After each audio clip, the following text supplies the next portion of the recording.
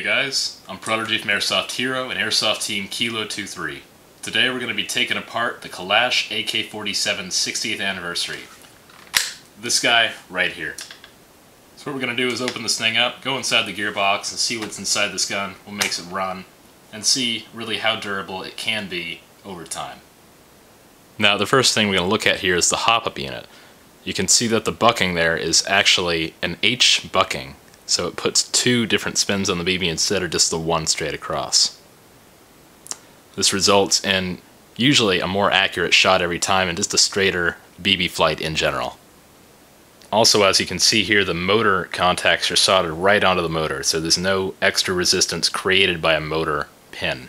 You can see on the side of the motor cage that it says CM28, so this is in fact a CYMA rifle. This is produced by CYMA or CYMA.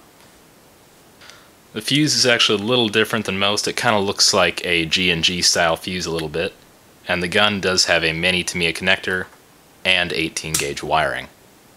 Now on the side of the gearbox here is a long slit. Now I'd imagine this is for the blowback version of this AK-47.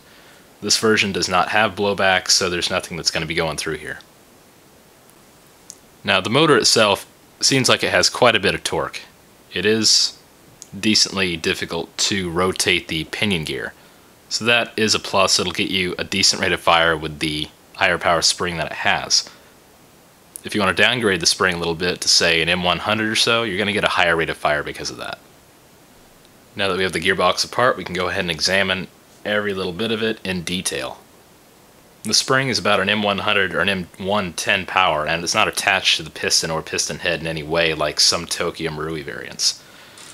The plastic spring guide is so-so quality compared to other spring guides. It does have one small little metal washer at the bottom of it.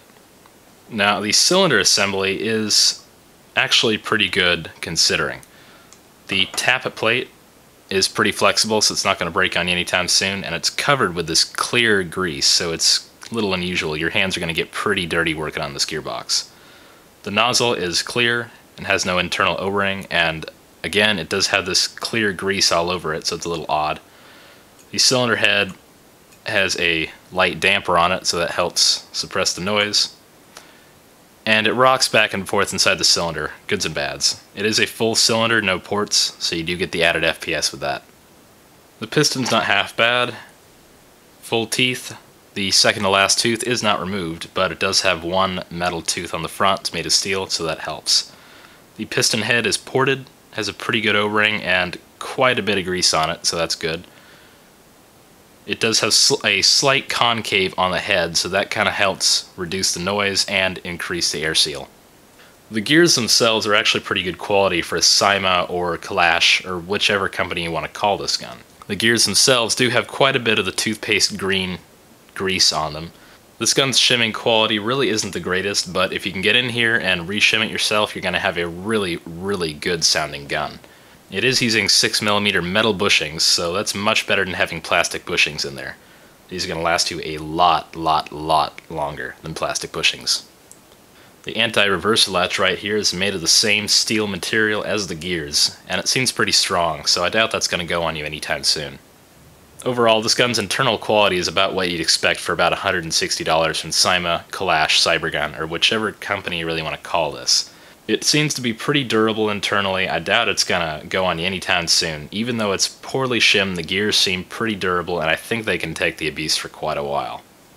The internal build quality is actually pretty good, and it's about what you expect for $160 at AirsoftHero.com. I'm Prodigy from Airsoft Hero and Airsoft Team Kilo 23. Signing off.